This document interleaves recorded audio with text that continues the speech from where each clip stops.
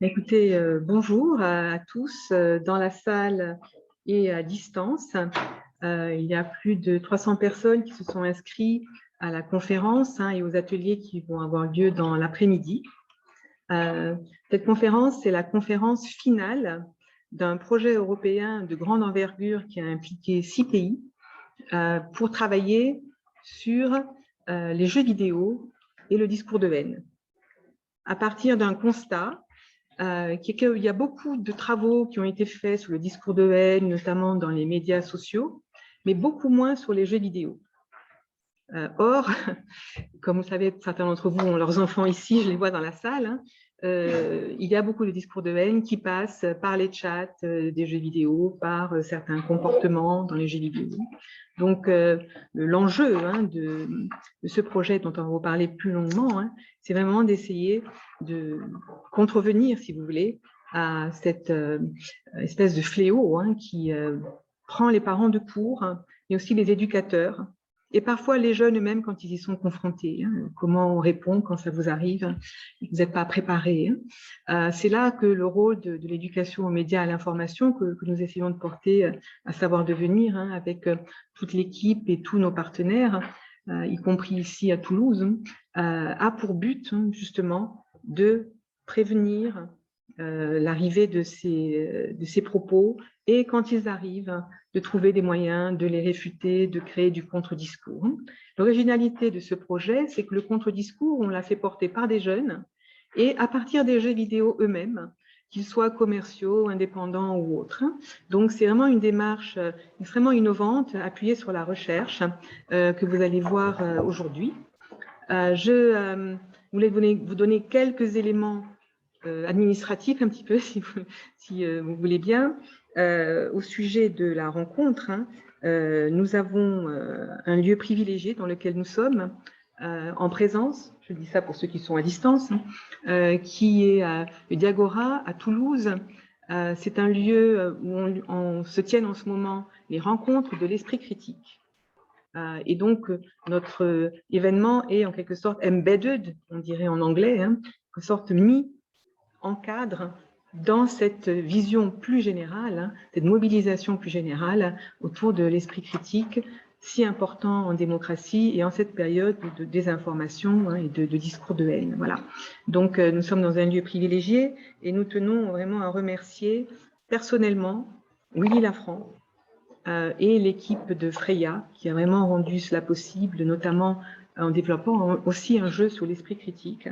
Le SICOVAL, dans cette région toulousaine, le CD31, le conseil départemental de Haute-Garonne, et donc tous les sponsors autour de cela, en plus évidemment de nos méga sponsors, si je puis dire, que sont la Commission européenne et tous nos partenaires. Donc nous sommes vraiment dans un événement à la fois très local, très ancré dans le territoire et international avec nos inscrits. Donc en termes de comment se déroule la conférence, elle est filmée, et ceux d'entre vous qui êtes à distance, qui ne souhaitez pas vous voir enregistrer, vous pouvez donc masquer vos caméras, parce que nous allons donc pouvoir quand même procéder ainsi. Et puis, il faut savoir qu'il y a un compte Twitter, d'entre vous qui ont envie de tweeter, et c'est playyourrole_EU, tout ça en miniature, je répète, hashtag playyourrole, tout attaché, _EU. Vous pouvez communiquer sur l'événement. Vous pouvez aussi utiliser le chat pour poser vos questions à distance, et en présence, bien sûr, nous vous donnerons aussi la parole. Donc, il va y avoir, on l'espère, une espèce de co-création, co-construction de cet événement par la présence de ceux qui sont ici, et vous commencez à être nombreux dans la salle, et ceux qui sont à distance. Nous avons aussi la chance d'avoir de l'interprétariat, et en la personne de Jessica Lebriquet, qui va donc traduire du français à l'anglais et inversement. Et vous avez un canal, et vous pouvez vous y brancher, hein, ceux d'entre vous qui êtes à distance, en bas dans les boutons de Zoom, hein, pour retrouver le canal anglais ou français. Voilà, donc nous avons une séance qui est ainsi bien communicante, si vous voulez, entre tous les différents partenaires. Hein, et je vais tout simplement maintenant vous donner la parole à Pascal. Nous attendions une intervenante du CSA qui n'est pas encore avec nous. Nous allons avoir aussi avec nous tout à l'heure en clôture Madame Georges Paul Langevin du Défenseur des droits, hein, qui nous donnera la perspective qu'elle voit, elle, de par son parcours et de par ses missions en termes d'inclusion notamment et de justice. Mais Pascal donc va vous présenter le déroulement de la séance, qui va vous présenter donc les différents éléments, hein, de ce projet très complexe, mais très sympathique, dont nous sommes très fiers, je crois, tous collaborativement, qu'il soit arrivé à bout après les délais occasionnés par la Covid. Je ne surprendrai personne là-dessus. Donc Pascal Garot fait partie de l'association Savoir Devenir, hein, et elle a copiloté avec les collègues à l'étranger, hein, ce projet, et elle va vous en parler un peu plus longuement. Ouais, je vais surtout donner la parole donc, à mes collègues. Ce qu'on voudrait faire rapidement, c'est vous présenter le résultat de 2 ans de travaux en insistant essentiellement sur les ressources que l'on a développées, qui sont nombreuses, hein, et dont vous pouvez vous servir, qui sont dans toutes les langues du projet européen et qui vous permettront, je l'espère, de mener des actions auprès des adolescents de 12 ans à plus en utilisant, comme on l'a dit, le jeu vidéo comme média pédagogique pour travailler sur ces questions-là d'une façon un petit peu innovante, sans aucun doute, oui. Donc, on a énormément de matériel qu'on a développé, qu'on a testé, qu'on vous invite à tester, qu'on vous invite à utiliser, revenir vers chacun de vos pays de référence avec des retours d'expérience. Et donc, tout ceci serait présenté par la coordinatrice européenne du projet. Le projet a été coordonné par Zafiria en Italie. Donc, Silvia Ferreira Mendes va introduire le projet dans ses grandes lignes. Elle était coordinatrice, elle est toujours coordinatrice du projet. Vous aurez ensuite une intervenante de l'Université d'Algarve au Portugal qui a travaillé sur un travail de recherche en amont. On fait toujours un peu de recherche en amont d'un projet de ce type-là, donc qui va vous présenter les grands résultats de la recherche sur lesquels le développement des ressources et des actions ont été basés. Nous aurons ensuite, sur cette question du projet, Alexis Deschamps à ma gauche, qui reviendra plus précisément sur les apports du jeu vidéo et du serious game, puisqu'on a développé un certain nombre de serious games dans le cadre de ce programme. Donc, quel est l'apport en éducation, si besoin est, de ce type d'outils. Et on conclura, comme le disait Divina, avec la défenseur des droits pour réancrer la question des discours de haine dans une perspective un peu plus large en termes de discrimination, parce que nous sommes tous conscients que c'est là que sont les racines de cette problématique-là. Voilà, donc je vais donner la parole à Silvia Ferreira Mendes, donc coordinatrice européenne du projet, qui va vous donner en quelques minutes les grandes lignes du projet en termes essentiellement de réalisation. Silvia, are you there? Yes. Hello, good morning, bonjour to everybody. First of all, thank you very much. Bonjour. Tout d'abord, je vous remercie beaucoup. Merci à Savoir de venir, d'avoir organisé cette dernière conférence. Et merci aux organisateurs de l'événement de Toulouse. Merci de nous accueillir. Le projet est, comme Divina l'a d'ores et déjà dit, un projet qui s'est étendu sur 2 ans. Alors, j'essaye de partager mon écran avec vous.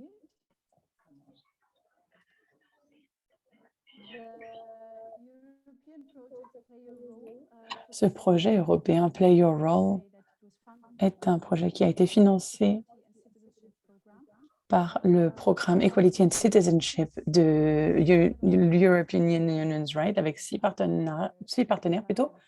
Moi, je suis Silvia Mendes et je travaille pour Zafiria en Italie. Et avec COSP, c'est également un autre partenaire italien.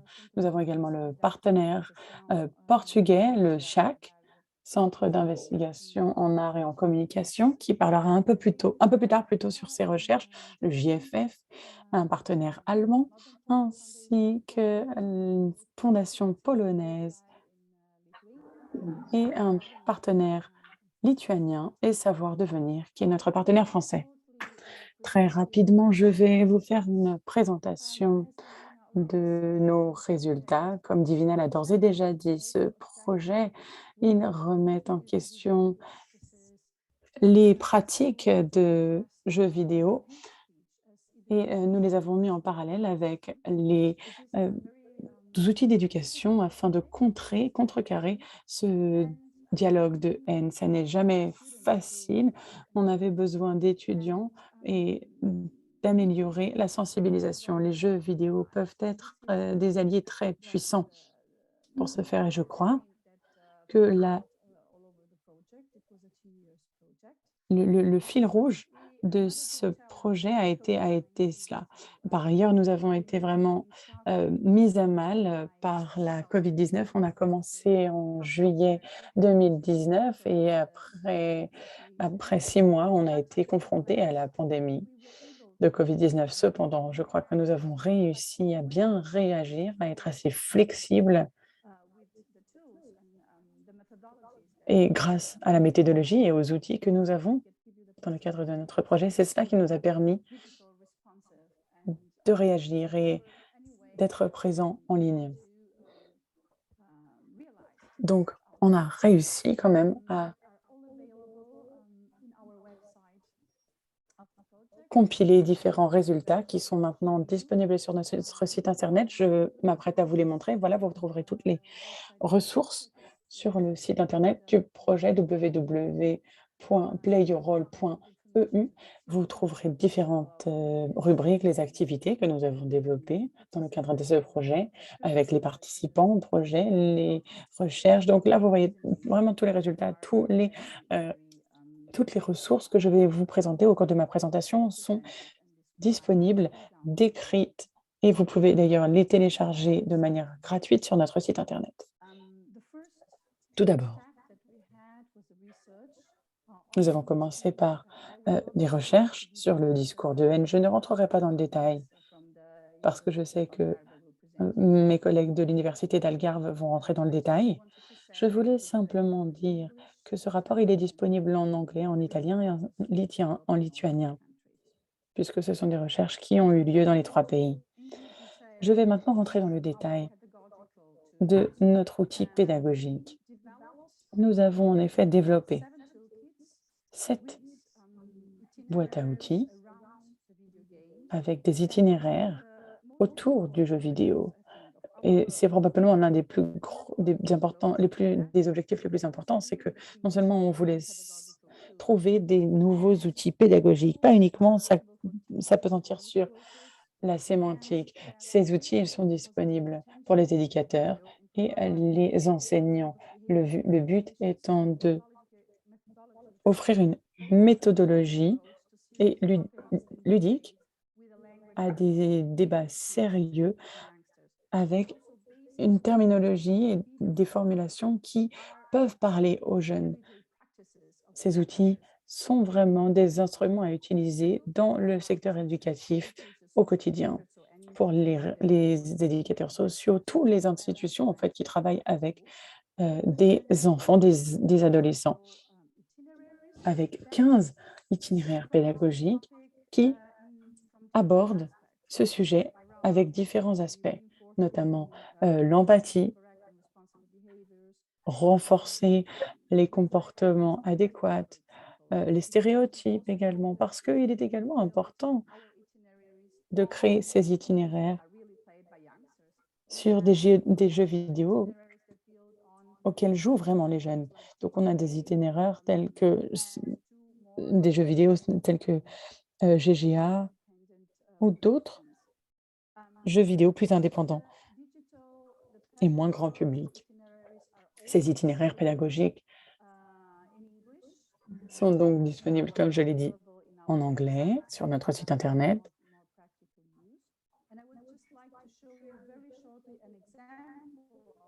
Et j'aimerais d'ailleurs vous montrer un exemple d'un itinéraire avec un jeu de plateau. Nous avons réussi à mettre cette boîte à outils disponible en toutes les langues du projet, mais également le jeu en question. Donc là, vous le verrez, on a traduit tous ces jeux, ils sont disponibles en anglais et dans toutes les autres langues du projet. Cet itinéraire, donc c'est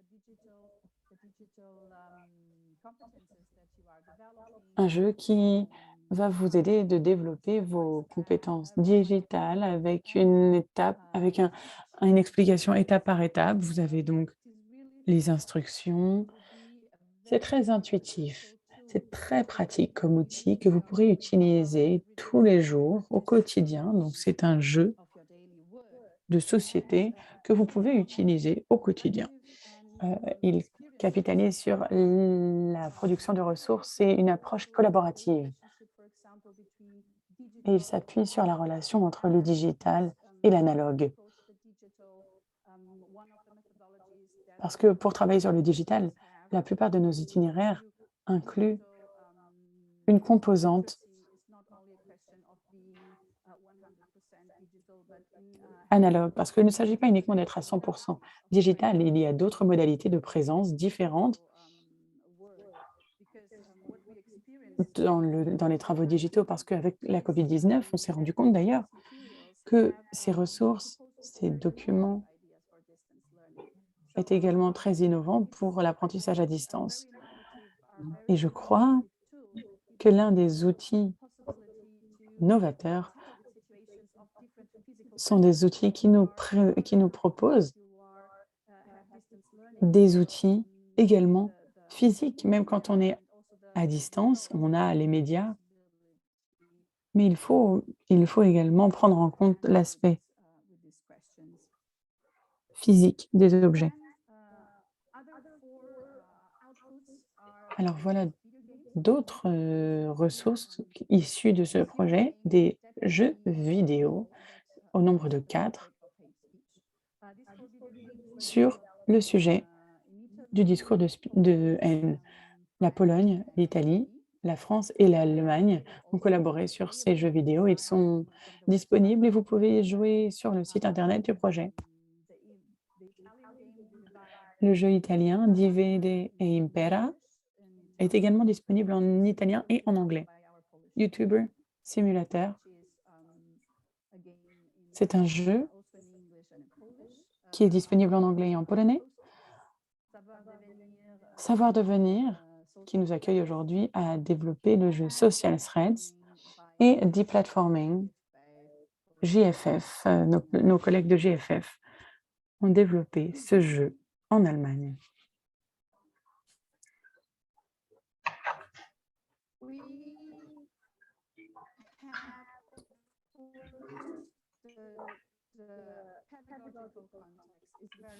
Et bien entendu, le contenu pédagogique, comme je l'ai dit, est très important. Et donc, ce sont des contenus qui accompagnent les jeux vidéo avec des itinéraires très courts. Donc, chacun de ces jeux, vous pouvez y jouer à partir de notre site internet. Et dans cette brochure sur l'hackathon des jeux, vous trouverez des itinéraires avec un parcours et une proposition pédagogique sur la manière dont vous pouvez aborder le sujet grâce aux jeux vidéo. Donc, les brochures sont disponibles dans les langues dans lesquelles les jeux sont disponibles, mais également dans les autres langues afin que les éducateurs et enseignants dans tous les pays du projet puissent s'en servir dans leur langue. Parce qu'en particulier, la langue est particulièrement pertinente lorsqu'on parle de discours de haine. C'est un élément essentiel à prendre en compte. Donc, il est essentiel, nous pensons, d'avoir des documents, des ressources qui soient disponibles dans les langues, dans toutes les langues du projet. Nous avons été confrontés également à un autre défi dans le cadre de notre projet à cause de la COVID-19, à savoir que les jeux, nous devions organiser des urban games pour faire parler de nos résultats. Comme je l'ai dit, les Urban Games, vous le savez peut-être, ce sont des jeux qui sont organisés dans des zones urbaines et le but est d'offrir des expériences enrichissantes sur des sujets particuliers. Donc nous, notre but était d'offrir une nouvelle approche. Donc sur ce sujet, avec les jeux vidéo, nous voulions avoir une approche ludique organisée avec une faut- organisation d'activités dans des zones Vous urbaines. avez 1 minute pour conclure. Sylvia, vous avez 1 minute pour conclure, s'il vous plaît.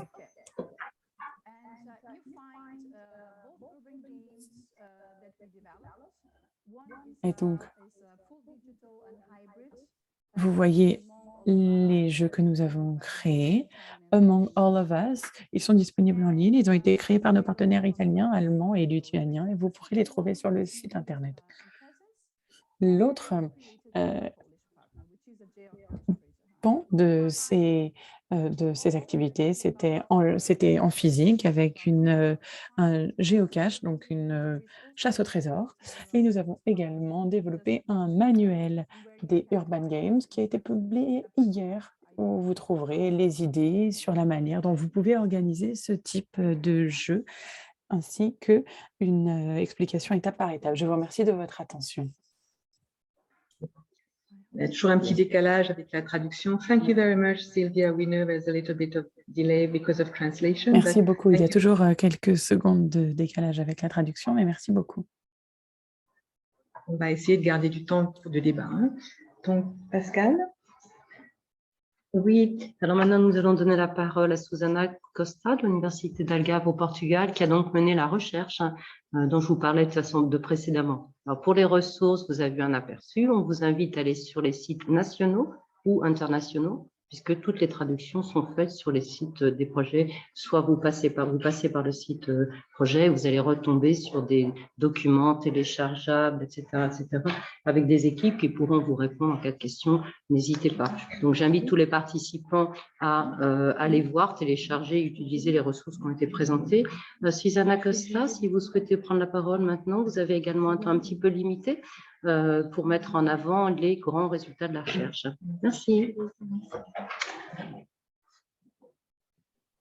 Bonjour, good morning. On va faire la présentation à 3 en fait. Bruno, tu veux commencer?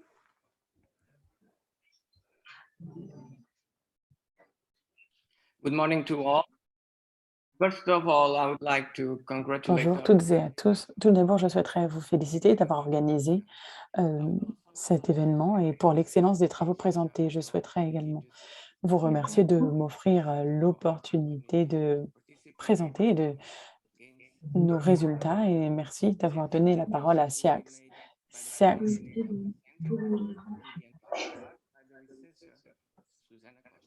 est un centre de recherche et Sylviana Costa et moi-même et Myriam Tavares allons faire cette présentation. Myriam Tavares, sans plus attendre, je vous donne la parole. Merci beaucoup. Je vais donc commencer ma présentation. L'équipe de chercheurs de notre groupe de communication sur la communication et les arts a tout d'abord commencé avec de la collecte de données sur les discours de haine dans les jeux vidéo. Les jeux vidéo sont un des médias les plus populaires à l'heure actuelle chez les jeunes. C'est quelque chose qui est évident. Les chiffres sont assez révélateurs de cela, puisque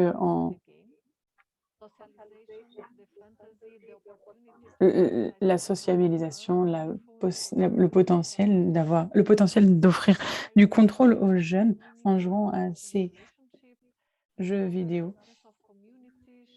est ce qui attire les jeunes. Le sens de communauté est également un des arguments en faveur des jeux vidéo également. Il s'agit d'un outil qui vise à détendre les gens. Il s'agit également d'un formidable outil pédagogique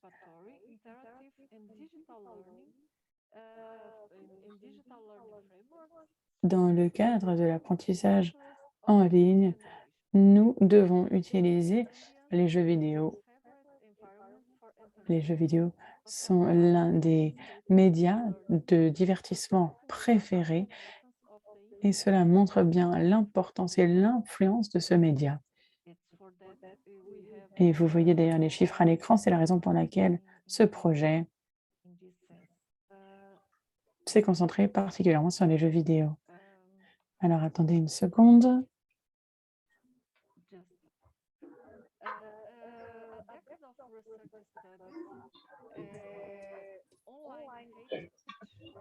Le discours de haine est un vrai problème,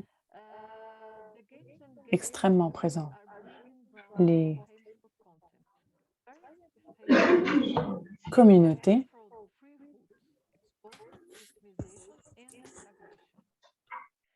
rapportent qu'il y a de la discrimination, de la haine.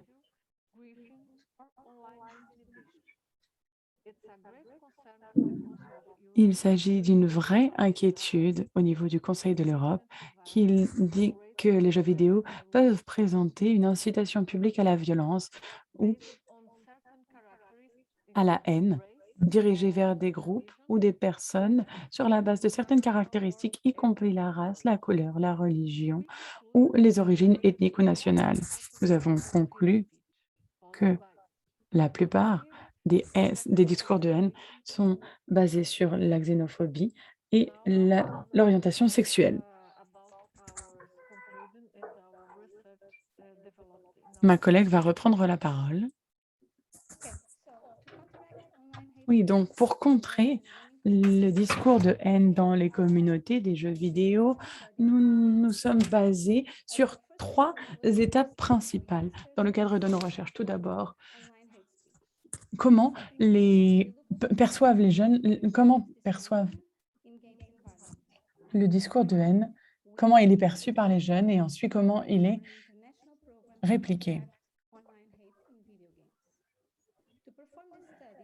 Nous avons fait cette étude sur la base de différentes méthodes. Nous avons donc préparé une liste de questions fermées et nous avons demandé s'ils étaient d'accord, peu d'accord ou pas d'accord du tout et s'il était probable ou peu probable. Et donc ce discours, ces questions, elles étaient disponibles en italien, anglais et en lituanien. 5 groupes de jeunes ont été soumis à ces questions. On leur a posé des questions sur, par exemple, avec qui ils jouaient, combien de temps, où, afin de comprendre la perception des discours de haine au sein de la communauté des joueurs de jeux vidéo. Nous avons également essayé de comprendre quelle était la relation avec le streaming en ligne et les espaces de chat. Et nous avons essayé de comprendre la présence et la perception du discours de haine dans ces chats. Et enfin, le 5e groupe nous a permis de comprendre comment était créé le discours de haine dans les plateformes en ligne de jeux. Nous avons également fait des entretiens avec des groupes de joueurs dans les différents pays avec des questions ouvertes.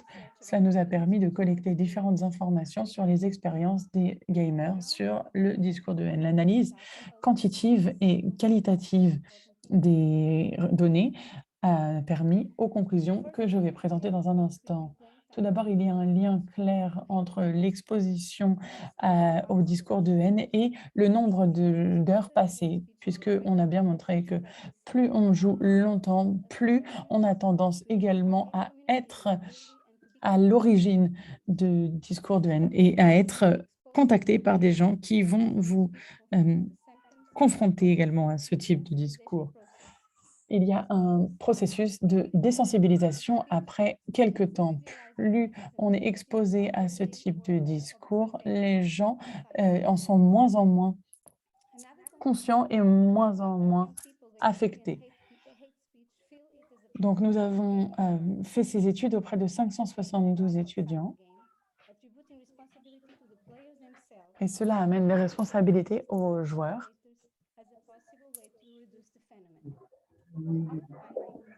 Selon nos conclusions, nous avons essayé de trouver des solutions, à savoir celles que nous allons proposer aujourd'hui. Nous savons que les jeux vidéo sont un problème, mais ça peut être également la solution. Nous pouvons encourager ceux qui créent ces jeux vidéo à mettre en place des outils afin que les pratiques de jeux vidéo soient plus saines. Les jeux vidéo peuvent être utilisés comme outils pour renforcer les pratiques et les comportements qui vont à l'encontre de ce processus de désensibilisation. Les rapports montrent déjà que l'éducation aux droits de l'homme sont un des outils pour combattre ce phénomène et nos études confirment ces résultats.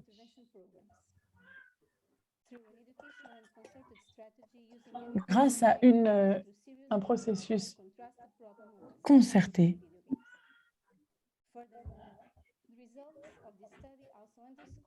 nous avons montré qu'il est important d'avoir un programme pour contrer le discours de haine en ligne. Et il faut mieux évaluer ce discours en ligne en créant également des outils en ligne. Merci beaucoup. Merci beaucoup, Susanna.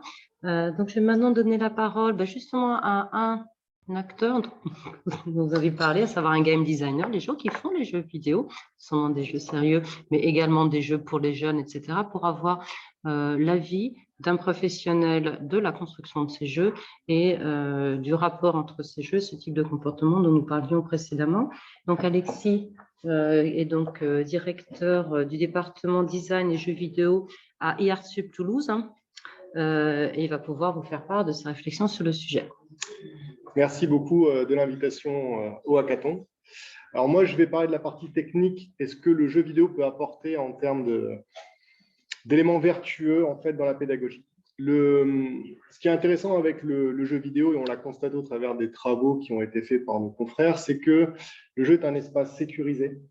Et le jeu, du début jusqu'à la fin, en tout cas dans notre métier, c'est un apprentissage. C'est-à-dire que le joueur est mis dès la première minute de jeu jusqu'à la fin en situation d'apprendre des choses. Ça peut être apprendre à sauter, à conduire un véhicule, à faire une suite d'actions logiques. Et tout au long du jeu, on va ajouter des notions pour complexifier jusqu'à arriver à une maîtrise totale qui est sanctionnée par un boss final, une situation, un climax. Donc, quand on prend le jeu vidéo, d'ailleurs le jeu tout court, vous prenez du jeu de plateau ou des jeux de cartes, une fois que le joueur est qualifié, eh bien, on se rend compte de tous les apports que ça peut avoir d'un point de vue apprentissage. Quand je parlais d'espace sécurisé, c'est que le joueur va pouvoir prendre des risques dans la vie ou étant enseignant moi-même en cycle supérieur, je me rends compte que les étudiants ne prennent parfois pas de risques parce qu'ils vont avoir des problématiques sur « je vais avoir une mauvaise note ». Le jeu vidéo, si vous ratez la route, si vous vous faites agresser par une créature et que vous perdez la vie, que vous avez un écran de game over, c'est pas grave.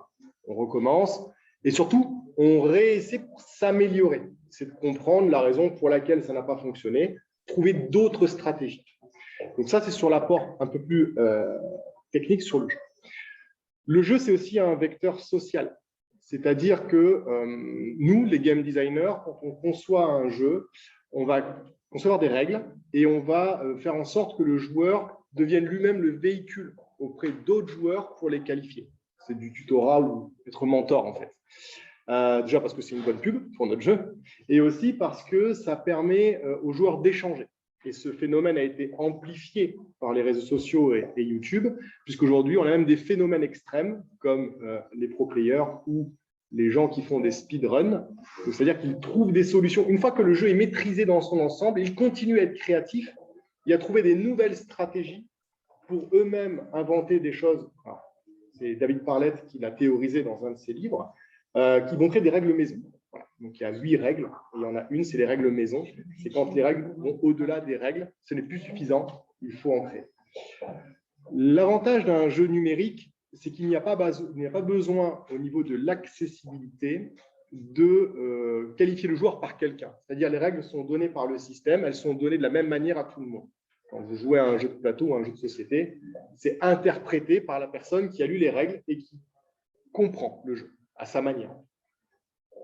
Donc, quand je reviens maintenant sur la partie Serious Game, ou du moins les jeux où on apprend des choses, eh bien, le joueur, quand il rentre dans le jeu, il rentre dans ce qu'on appelle le Magic Circle, qui a été théorisé par Jesper Juhl, c'est-à-dire que le temps et l'espace disparaissent et il joue.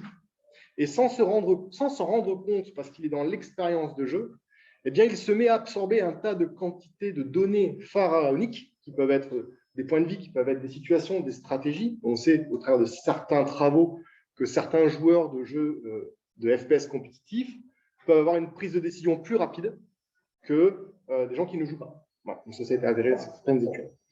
Mais une fois que le joueur est dans cette situation, a posteriori, il va continuer, pourquoi pas, à réfléchir, à discuter, à échanger avec d'autres joueurs de sa communauté.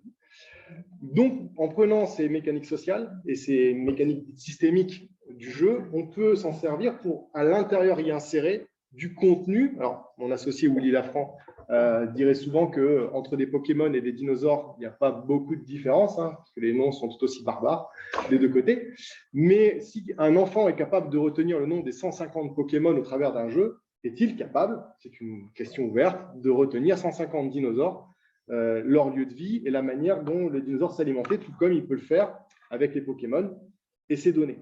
Finalement, on désaxe simplement la thématique. Je suis dans une fantasia, puisque le créateur de Pokémon s'est largement inspiré de sa passion première, qui était la capture d'insectes, pour en créer un jeu. Et donc, du coup, est-ce qu'on ne peut pas sortir de cette fantasia et amener ça dans le domaine réel? Et pour ça, en fait, il faut créer une porte d'entrée. Et cette porte d'entrée-là, c'est raconter une histoire, s'approprier, devenir quelqu'un d'autre au travers d'une expérience de jeu qui est finie dans l'état. Puisque je vais rentrer, je sais qu'elle aura une fin. Et qu'à l'intérieur, je ne prends aucun risque. Donc, je peux me permettre de faire plein de choses. Et c'est en ça que le jeu est vraiment intéressant auprès des élèves, de mes étudiants ou des enfants en général. On l'a vu avec nos expérimentations sur les jeux qu'on développe chez Freya, qui sont, eux, des vrais jeux pédagogiques. Et on se rend compte que quand ils sont dans le jeu, ils jouent. À l'extérieur du jeu, on peut commencer des discussions qu'on n'aurait jamais pu avoir avec eux s'ils n'avaient pas eu cette expérience commune. Je vais terminer donc là-dessus. Le jeu, c'est une expérience en commun. Pour discuter de quelque chose, il faut que tout le monde ait les mêmes références, les mêmes codes. Et donc, si on met 4, 14 ou 20 enfants autour d'une même thématique, ils vont jouer ensemble, échanger des expériences et à l'issue de ça, retirer le jeu et discuter de leurs propres expériences qu'ils ont eues de manière individuelle. Ce qui est extrêmement compliqué à faire quand vous avez une classe, on a 30, 40 étudiants ou un amphi de 200, individuellement de dire est-ce que ce que je suis en train de t'expliquer, est-ce que c'est moderne, dans le sens, est-ce que c'est contemporain à ton usage? Voilà. Et donc, au travers du jeu, c'est juste des mises en situation. Ce sera tout pour moi. Merci beaucoup. Merci Alexis. Donc, les questions sont ouvertes ensuite sur ces questions-là, mais c'est vrai qu'il est important pour nous de travailler avec des professionnels des jeux vidéo pour réintroduire à la fois, d'abord pour revoir un petit peu les discours qu'on entend autour des jeux vidéo, et puis parce qu'on réalise que c'est un outil mais extrêmement puissant, sympathique et amusant aussi, que ce soit à l'école ou hors l'école, hein, ça peut se faire dans n'importe où, mais c'est un outil qui marche très très bien, qui marche très très bien dans la mesure où les accompagnants, que ce soit des enseignants, des éducateurs, des animateurs ou des associations, ont envie d'aller sur ce média-là, qu'ils ont aussi cette passion commune et qu'ils ont envie de se lancer, etc. Donc, c'est un joli projet avec des bases qui sont quand même des bases théoriques très fortes en faveur de ce type d'utilisation.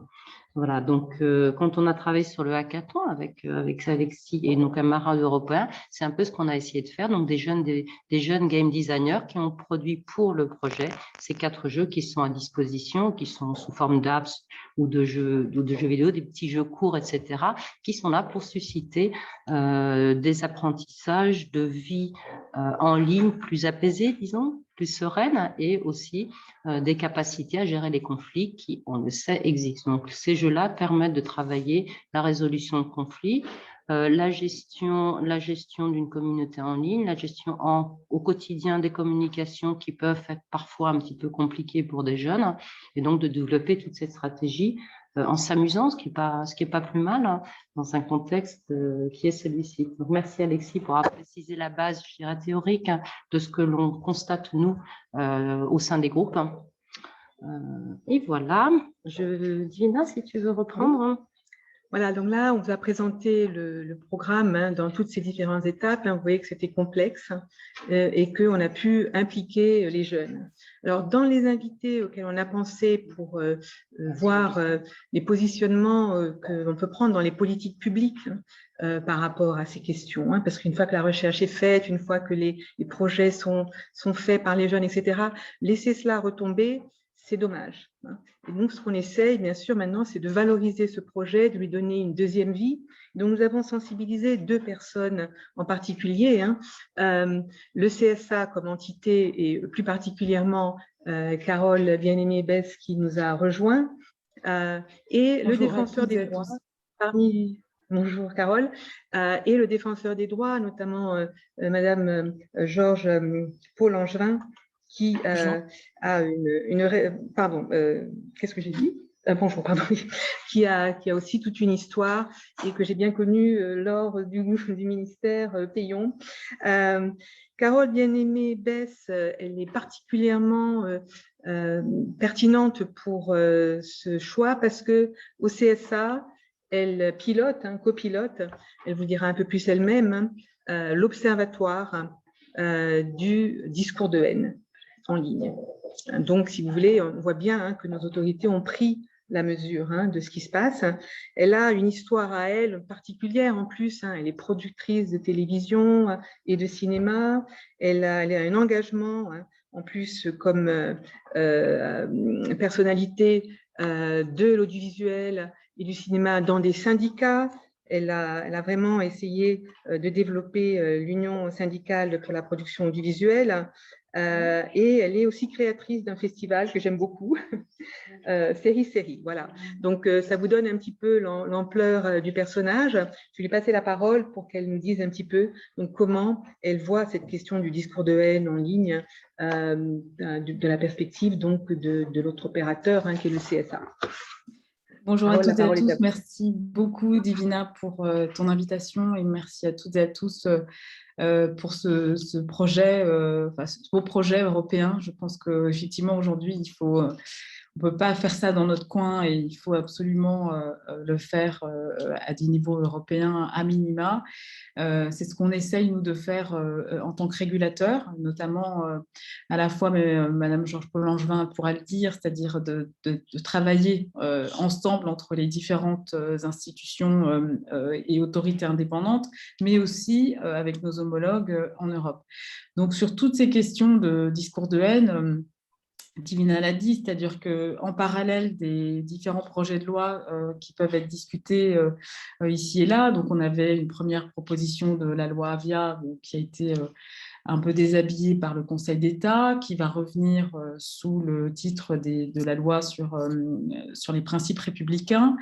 Et qui va nous donner compétence pour justement tenter de trouver un moyen avec les différentes plateformes de réduire les discours de haine, le cyberharcèlement. Enfin, vous voyez, l'actualité ne fait que nous donner raison et nous alerter sur ce besoin de trouver un moyen de modérer beaucoup mieux les plateformes. C'est un vrai sujet. Ce qui est extrêmement compliqué pour nous, CSA, même si on a pris conscience et qu'on y travaille tous ensemble, dans le cadre aussi d'observatoires avec la société civile, comme l'a rappelé Divina, mais aussi avec les différents juristes avec lesquels on travaille, on s'aperçoit que l'échange avec les plateformes, il est extrêmement il est compliqué. C'est-à-dire que, tout d'abord, les interlocuteurs que l'on peut avoir en France ne sont pas forcément les décisionnaires. Donc, à chaque fois qu'on peut prendre des engagements avec eux dans le cadre de réunions, il faut à chaque fois qu'ils remontent au niveau, c'est même pas européen, c'est en Californie, qu'ils puissent échanger avec les autorités compétentes au sein de leurs entreprises. Et donc, on est sur des temps très longs. Par ailleurs, le législateur ne nous donne pas forcément un pouvoir de sanction.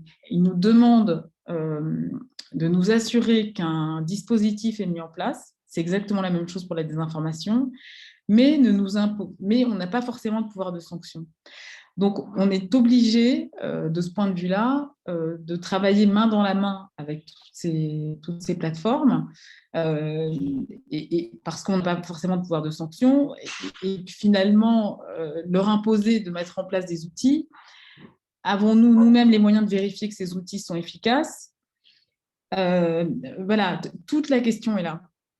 Et donc, et ça, je pense, c'est ce que Divina en permanence, et elle a raison, c'est-à-dire qu'il faut d'un côté renforcer les outils législatifs, et en parallèle, il faut éduquer la population, mais pas uniquement les jeunes. Je sais que là, aujourd'hui, on parle des jeunes, mais il faut aussi éduquer leurs parents, les enseignants, les personnes âgées. Il y a un vrai besoin d'éducation aux médias. Il faudrait que ça devienne une matière à part entière. Alors, je crois que l'éducation nationale y réfléchit et a fait un petit pas en avant pour essayer de faire en sorte que ce soit plus voilà, quelque chose qui est enseigné aux heures perdues par des documentalistes qui seraient volontaires sur le sujet, mais d'en faire une vraie matière, et que dans le cadre de l'éducation civique, on puisse effectivement apporter des outils, des moyens pour aider les jeunes justement à ne pas être la cible d'un discours de haine, ou même à ne pas être aussi l'auteur d'un discours de haine, puisque souvent, quand on interroge et quand on a identifié les personnes qui profèrent des messages de haine, souvent elles vous disent ah, mais en fait, je n'avais pas conscience de faire du mal, c'est un jeu, de rappeler que l'anonymat ne protège pas complètement, parce que si les plateformes nous donnent les informations, eh bien, les personnes peuvent être poursuivies. Enfin, je crois qu'il y a tout un travail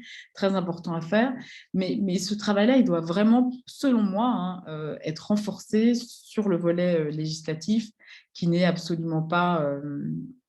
qui en fait nous donne un pouvoir qui est quand même extrêmement limité. Merci de cette intervention qui met bien les choses au point sur le système, la situation en France, mais qui est assez semblable dans le reste de l'Europe.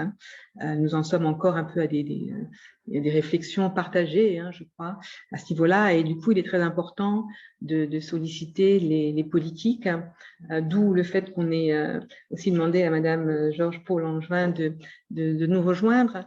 Elle est dans une institution qui est très belle, dont je suis très fière que la France en ait une, parce que j'aimerais bien que ça aussi, ça fasse des bébés dans le reste de l'Europe.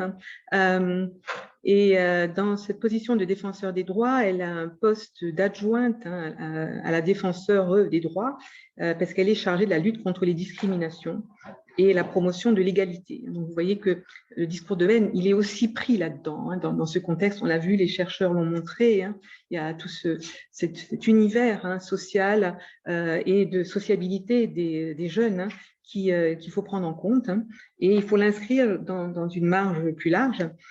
C'est aussi une avocate et une femme politique engagée au Parti socialiste, entre autres membre de notre Assemblée nationale, depuis longtemps, je devrais dire, impliquée dans la lutte contre les discriminations, préoccupée de justice sociale, qui, je crois, a motivé beaucoup des acteurs de cette recherche, et notamment de la justice des mineurs. Et elle a fait un passage sous François Hollande au ministère de l'Éducation, notamment des ministres délégués en charge de la réussite scolaire, et ensuite ministre des Outre-mer. Donc, elle a une très vaste expérience de ces questions et elle va nous en faire part. Merci, Georges Paul-Langevin, de prendre la parole. Merci de m'avoir conviée à cette réunion qui me semble extrêmement importante parce que nous avons déjà beaucoup travaillé sur les réseaux sociaux, les discours de haine dans les réseaux sociaux, mais ce qui concerne les jeux, je dois dire, était resté quelque peu sous le boisseau. Et vous faites bien de mettre l'accent sur les risques, notamment pour les plus jeunes, qui en découlent. Alors, merci pour cette présentation extrêmement flatteuse de ce que j'ai déjà fait et des responsabilités que j'ai eues. Mais je voudrais préciser, pour que ce soit clair, que pour pouvoir exercer les fonctions chez le défenseur des droits, s'agissant d'une autorité administrative indépendante, bien évidemment, j'ai dû renoncer à tout monde de la politique et à toute expression politique. Donc aujourd'hui, normalement, tout ça, c'est une période à laquelle je tiens beaucoup, mais qui est aujourd'hui révolue. S'agissant des discours de haine tels qu'ils sont pratiqués, tels que nous voudrions les faire diminuer sur Internet et dans les jeux vidéo, je voudrais souligner que le défenseur des droits, en tant que tel, n'a pas compétence pour pouvoir intervenir sur les questions de propos racistes et de racisme en général. Le racisme, c'est souvent des opinions, c'est une idéologie bien particulière qu'il faut combattre, mais nous travaillons surtout, non pas sur l'idéologie, sur les sentiments des gens, on travaille beaucoup sur les actes. On travaille sur la discrimination, c'est-à-dire que la discrimination, c'est le moment où, sans doute parce que vous avez des convictions profondes ou parfois sans vous en rendre compte, la discrimination, c'est le fait de traiter quelqu'un d'une manière inégale et pour un motif qui est un motif qui n'est pas juste, qui n'est pas acceptable. Par exemple, si vous ne traitez pas de la même façon quelqu'un parce qu'il a un diplôme ou parce qu'il n'a pas de diplôme pour exercer un métier, ça vous pouvez. Mais si vous refusez d'embaucher quelqu'un qui a le diplôme parce qu'il est d'une origine qui ne vous convient pas ou parce qu'il est homosexuel, là, c'est un motif qui n'est pas un motif légitime. Et par conséquent, vous pouvez être poursuivi et vous pouvez être notamment faire l'objet d'une réclamation auprès du défenseur des droits.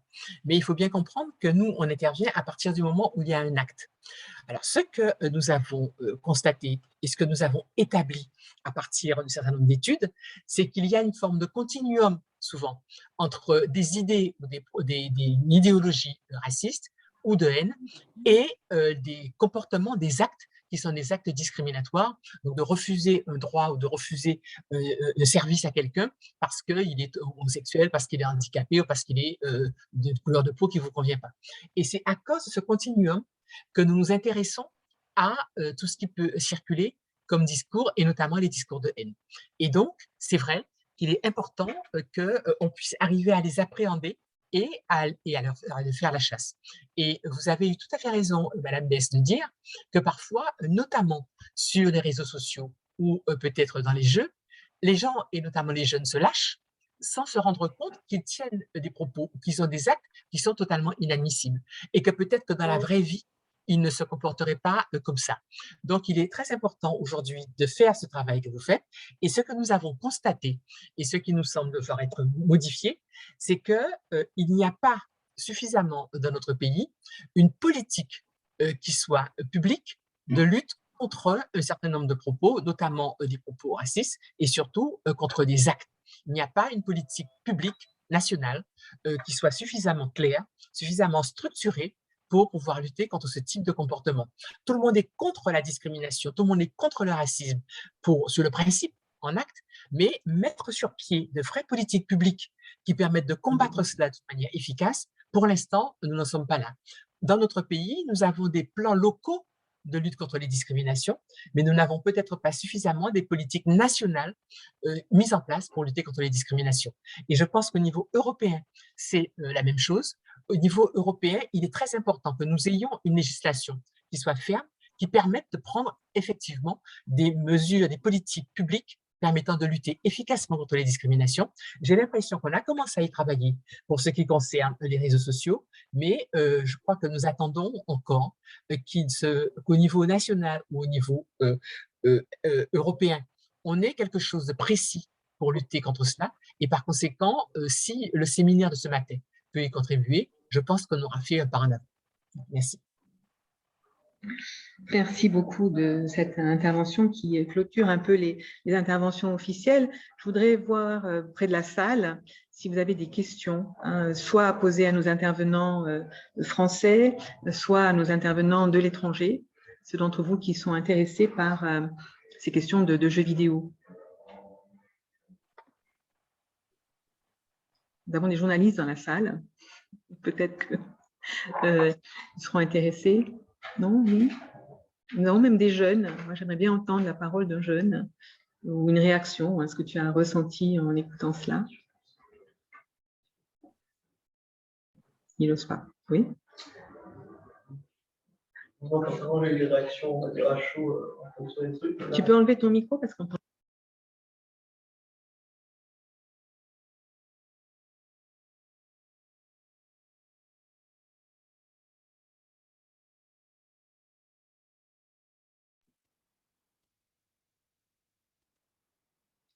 Je ne sais pas si pour vous c'est la même chose, mais ça s'est figé. Effectivement. On n'entend plus, effectivement. Oui, oui, oui, d'accord. Bon. Yeah, it's blocked.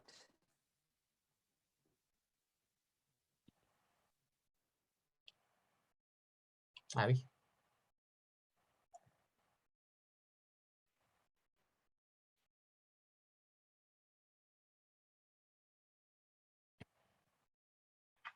Ah, c'est toujours plein d'aléas, ce genre d'aventure.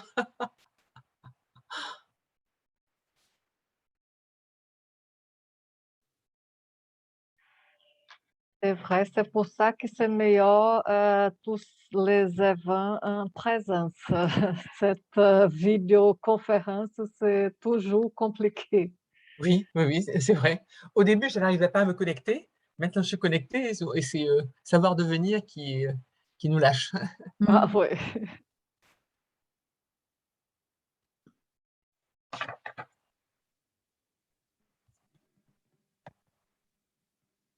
Also because also me, I can only see and speak with the speakers, but it seems that the conference room is. J'ai l'impression que la salle de conférence n'est plus connectée. Est-ce qu'il va se passer quelque chose? Okay. Bon, ben. Je pensais que c'était la seule à avoir des problèmes avec ce genre d'appareil. Je vois que...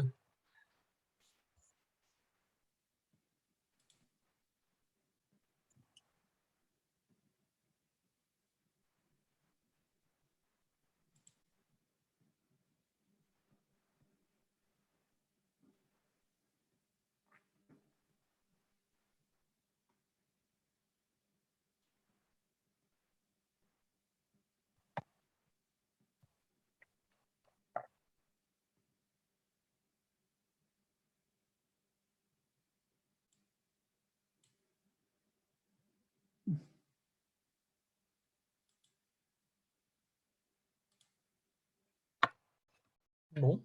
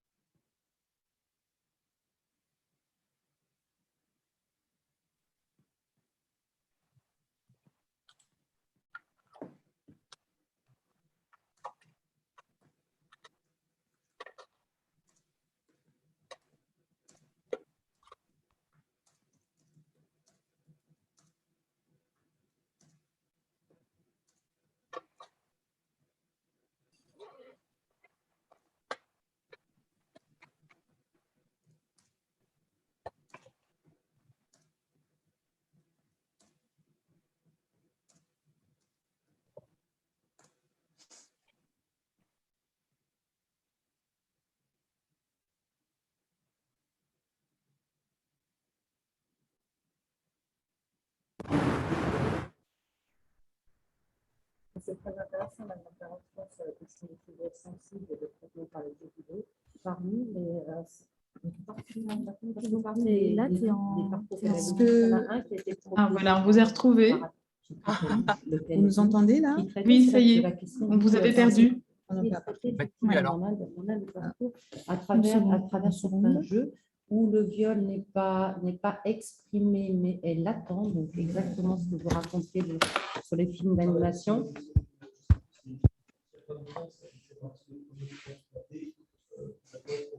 Ok, c'est bon, on entend. Vous entendez la discussion dans la salle, là, s'il vous plaît, ceux qui qui sont à distance? vidéo, les choses, Oui. avec une énorme complexité, regarder cette outil, d'introduire ce type de problématique, notamment à l'école, puisque certains de travaillent essentiellement dans le circuit scolaire pour ces travaux-là, et le jeu permettant de travailler à travers une fiction, de ne pas confronter, etc. Mais même comme ça, c'est compliqué, mais c'est la seule façon, c'est la seule façon qu'on a de traiter des sujets comme ça qui soit à peu près faisable, c'est vrai. Alors, sur le discodène, c'est plus simple. Le viol, vous allez très, très loin dans cette démarche-là. Mais quand il s'agit de harcèlement, de racisme, de sexisme, etc., c'est vrai que le jeu nous permet d'aborder des sujets qui ne sont pas simples à aborder autrement et puis de les fictionnaliser. Voilà, c'est une histoire de, c'est un jeu de, et ça nous permet de faire énormément de choses. C'est vrai que si tout le monde passe par l'expérience de ce moment-là et de devoir chacun le subir, entre guillemets, si c'est le héros, si c'est son héros, avec quelqu'un d'avoir un travail d'attachement au héros, qui demande peut-être faire des choix, demande peut-être prendre le rôle de personne, action, ça peut apporter vraiment beaucoup de choses. Et comment tu as réagi à ce moment-là, qu'est-ce que tu as fait? Ouais, c'est exactement ça. Puis ça voilà, bouscule donc un peu les pratiques pédagogiques, j'en finis là-dessus, parce que ça demande également des fois, on a certains jeux où les participants sont des méchants, entre guillemets. Ils vont utiliser, on a un jeu typiquement, où ils vont utiliser les messages de haine pour gagner du pouvoir en tant que politicien peu recommandable. Donc voilà, ça change un petit peu les paradigmes d'éducation dans certains lieux, pas partout, mais c'est intéressant aussi à ce niveau-là. Nouveau sujet, déséquilibre sociétal, nouveaux outils, on est en expérimentation, on en saura un peu plus, mais c'est effectivement, je suis ravie de votre intervention. Je vais croiser entre le développement de nos joueurs et puis dans la formation aussi. On prendra le discours peut-être. Je résume pour ceux qui sont en ligne, parce que nous sommes maintenant sur le micro de notre ordinateur, donc je ne suis pas sûre que vous ayez pu assister au débat assez chaud dans la salle avec justement un développeur-joueur qui disait un petit peu l'intérêt de ce type de jeu parce qu'on prend la place d'autres personnes, des positionnements et des rôles qu'on n'aurait pas normalement, justement dans le rôle du méchant, dans le discours de haine, jusqu'à des sujets très très sensibles comme la question du viol, et que en fait, à travers le jeu, on peut arriver à en parler, et à voir les solutions. Et ce qui est intéressant, nous disait notre jeune développeur, c'est qu'après, il y a des conversations qui se font autour du jeu, autour de la situation du gaming, et que c'est par là peut-être que se fait la socialisation. Il y avait une question, avant que nous soyons interrompus méchamment par la technique de manière très impolie, qui était, en fait, pour Madame Paul-Angevin, je crois, du côté de l'inclusion numérique. Et comment on peut combler un peu ce déficit peut-être de culture numérique, en espérant que l'acquisition des codes, la compréhension des différents codes sur ces types de discours permettent de les contrecarrer aussi, ou en tout cas de ne pas se laisser piéger ou entraîner. Je ne sais pas si Georges ou Carole, vous voulez répondre peut-être à cette question qui vous est plus adressée, je pense. C'est-à-dire que nous avons surtout travaillé sur l'exclusion numérique, parce que nous avons constaté à cause notamment de la dématérialisation beaucoup d'activités, notamment de services publics, eh bien, une grande partie de la population était quasiment en dehors de la société maintenant. Si vous voulez, le fait d'arriver à prendre un rendez-vous dans un service, ça peut être pour un casse-tête chinois pour beaucoup de gens, puisque maintenant, il faut prendre rendez-vous par votre portable, par le numérique, sur un site Internet. Et beaucoup de gens qui sont analphabètes numériquement, eh bien, ils ne peuvent pas le faire. Nous avons aussi beaucoup d'étrangers, même à la préfecture de Mayotte maintenant. Avant, on avait des fils, on trouvait que ça un peu scandaleux. Mais maintenant, pour pouvoir prendre un rendez-vous, si vous êtes comoriens sans papier à Mayotte, il faut que vous passiez par une plateforme numérique et par un smartphone. Et par conséquent, ce sont des gens qui sont complètement exclus, vraiment, là, de toute approche, de tout contact avec les administrations. Et nous avons mis en garde contre cela en disant qu'il fallait toujours qu'il y ait une sorte de sas de rattrapage humain, parce qu'on ne peut pas accepter que des dizaines de milliers de gens soient en dehors tout à fait de tout droit. Même avec la banque, vous voyez, aujourd'hui, nous avons dû intervenir parce qu'il y avait quelqu'un qui, pour pouvoir se raccorder à sa banque, devait avoir un smartphone particulier, ce qui faisait des frais qui n'étaient pas en relation avec sa situation. Donc aujourd'hui, je pense qu'il faudra sans doute qu'on fasse des cours pour que un certain nombre de membres de la société puissent être plus à l'aise avec le numérique. Mais en attendant, il me semble qu'il faut vraiment veiller à ce que le numérique ne soit pas devenu un outil d'exclusion d'une partie de la population. Absolument.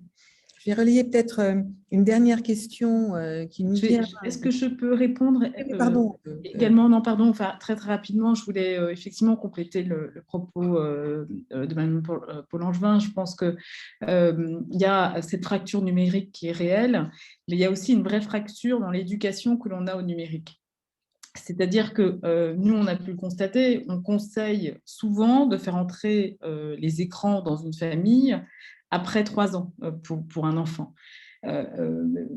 C'est compris, c'est des personnes qui peuvent être éduquées au numérique, puisqu'on se dit effectivement, ça ne participe pas au bon développement de l'enfant et autres. Et d'une certaine manière, dès qu'on met un téléphone dans les mains d'un enfant ou une console, on se rend bien compte qu'il n'y a pas uniquement le jeu, il y a aussi tout ce qu'il y a autour de chat, et c'est souvent par là qu'arrivent les discours de haine ou le harcèlement. Donc, c'est faire comprendre aux gens voilà, on leur met une voiture entre les mains, mais il faut, peut-être pas un permis, mais en tout cas connaître le code de la route. Donc, savoir qu'il y a des chats, mettre du contrôle parental, l'installer systématiquement. C'est pour ça que je parlais aussi d'éduquer les parents. Pas considérer, au même titre qu'on ne mettrait pas un enfant devant un film d'horreur tout seul, sans regarder la signalétique, et bien d'abord regarder la signalétique du jeu. Nous, on a beaucoup participé à la signalétique PEGI européenne, on participe à cela. Et voilà, le contrôle parental, jouer avec l'enfant, enfin, comprendre ce qu'implique chaque jeu, ce qu'implique chaque outil numérique pour se rendre compte qu'à certains moments, il faut effectivement protéger l'enfant et pas s'abriter derrière. Voilà, il y a des écrans partout, lui donner un téléphone ou une console, ça lui permet de s'ouvrir sur le monde, ça va enrichir ses connaissances. Ça, c'est un discours qui n'est pas bien compris et on s'aperçoit souvent que dans les populations les plus défavorisées, c'est finalement un plus que de donner très tôt un téléphone ou une console, alors que dans des populations plus éduquées et évidemment moins démunies, elles le comprennent plus. Donc, il y a une vraie fracture à la fois numérique, mais aussi à l'éducation numérique. Absolument. Merci de cette fracture, elle est toujours là. Je vais juste répondre à nos collègues du Cameroun qui sont partis de l'association EducMedia que toutes les ressources sont disponibles pour eux en français et que nous les reprendrons hors Union européenne tout à l'heure avec toute l'équipe de Play Your Role pour échanger avec eux. Je voulais juste relayer parce que nous arrivons presque au bout de notre temps imparti. Une question de Julien et puis je donnerai la parole ensuite à Sylvia pour qu'elle conclue cet événement. Alors, la question de Julien, là, qui est dans le chat, avoir une législation européenne pour encadrer et combattre la haine en ligne est effectivement essentiel, mais pour des jeux joués internationalement, donc avec des serveurs localisés en Europe, est-ce que la législation pourrait s'appliquer ou un consensus international est-il essentiel? Bonne question, je crois que c'est un prochain projet de recherche, mais bon, allez-y. Oui, enfin, je peux peut-être déjà juste dire tout simplement que la loi, en tout cas le décret SMAD, c'est-à-dire qu'elle prévaut pour toute la diffusion dans le pays, c'est-à-dire que c'est la loi du pays dans lequel c'est diffusé qui s'applique. Donc, même si on est sur quelque chose d'étranger, à partir du moment où ça opère sur le sol français, c'est la loi française qui s'applique. Encore faut-il après parvenir à la faire appliquer. Mais en tout cas, c'est dans les textes, a priori. Et ce serait égal, la même chose vaut pour nos confrères européens qui sont en ligne. Est-ce que la même chose… Oui, tout à fait. C'est le pays de destination. C'est le pays de destination et pas le pays d'émission. Voilà. C'est important pour nos participants à l'international de comprendre que cette loi, qui est une loi qui vient d'une directive européenne, si je ne dis pas de bêtises, s'applique de façon nationale dans tous les pays de l'Union européenne qui l'ont scellée. Donc, nos collègues en ligne, etc., et leurs audiences sont également concernés par vos propos. Je voulais vous remercier d'avoir participé. Je voulais remercier notre interprète, Jessica, qui a fait un très beau travail, et aussi notre autre associée sur Savoir Devenir, Sophia Hamadi, qui était à la technique et aussi au chat. Pour donner la parole maintenant à Sylvia pour le mot de la fin, en espérant que ça ne sera pas la fin du tout de ces actions que nous avons commencé à mener tous ensemble. Sylvia, the floor is yours. Thank you very much. Thank Eh bien, you. merci infiniment à notre interprète, merci aux organisateurs et merci à toutes et à tous pour les questions très pertinentes sur ce sujet. Bien entendu, ça n'est pas la fin car ce projet, il a une visée de création d'outils. Ces outils, ils sont maintenant disponibles pour l'utilisation de chacun et chacune. Et enfin, nous avons créé cette communauté d'apprentissage.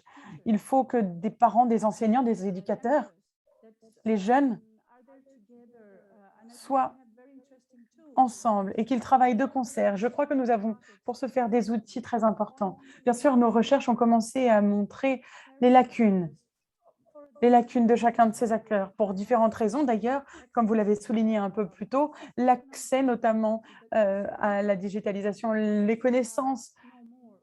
Il y a des lacunes chez les parents comme chez les enfants.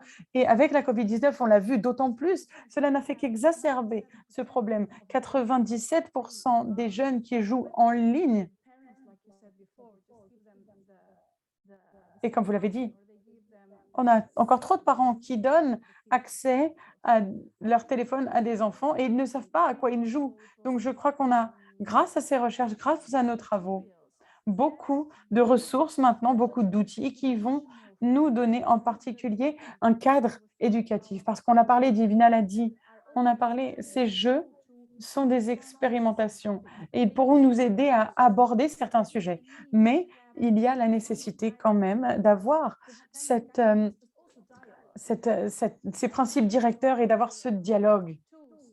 Ces outils, les outils que nous avons, ils sont des invitations au dialogue avec les jeunes, parce que ce n'est que grâce au dialogue avec les jeunes, avec les familles, avec tous les acteurs de la communauté et de l'éducation, c'est ainsi que nous arriverons à nous confronter à ce sujet. Donc merci infiniment. Je crois que ce projet n'est que le début, car nous avons la possibilité d'aller plus loin. Nous avons essayé, bien entendu, de donner les bases et de rendre autant de documents, de ressources disponibles que possible et qu'elles soient faciles d'utilisation. Et maintenant, l'étape suivante va commencer. C'est l'étape d'ailleurs la plus importante, l'utilisation par les éducateurs, par le corps enseignant et par les jeunes. Voilà, donc il faut qu'ils s'approprient ces outils. Je vous remercie beaucoup. Voilà. Voilà. C'était ma conclusion. Une conclusion ouvrante, on l'espère bien. Merci encore vraiment à tous d'avoir été là au rendez-vous. Merci à nos deux intervenantes extérieures qui sont en fait intérieures. Il n'est pas question de vous exclure. Georges-Paul Langevin et Carole Bien-Aimée-Besse. On espère continuer tous ensemble et on va se retrouver bientôt. On va créer des occasions. Voilà, au revoir à tous. Une bonne journée. Et à bientôt sur les ondes.